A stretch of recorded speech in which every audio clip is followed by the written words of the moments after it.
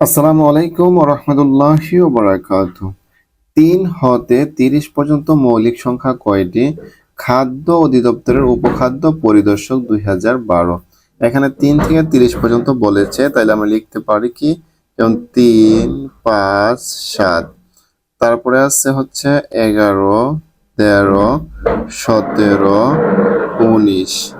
তারপরে আছে হচ্ছে ২৩, ২৯। এখানে বলছে ৩ হতে বা ৩ থেকে একই কথা, তাহলে ৩ ও হবে। ৩ একটি মৌলিক সংখ্যা, তাহলে ৩ থেকে শুরু করে ৩০ এর মধ্যে যতগুলো মৌলিক সংখ্যা আছে সেই সংখ্যাটা বের করতে বলা আছে। তাহলে প্রথম ১ থেকে ১০ এর মধ্যে আমরা পেয়েছি ৩টা, ১১ থেকে ২০ এর মধ্যে পেয়েছি কয়টা? ৪টা। তাহলে ২১ থেকে ৩০ এর মধ্যে পেয়েছি কয়টা? ২টা। এগুলো যদি আমরা যোগ করি ৩ আর ৪ ৭, ৭ আর ২ হচ্ছে কত? ৯। এখানে অপশন দেওয়া আছে কয়টা? এখানে অপশন দেওয়া আছে ৪টা। এর মধ্যে হচ্ছে ৯টি হচ্ছে অপশন গ। এটি হচ্ছে উত্তর।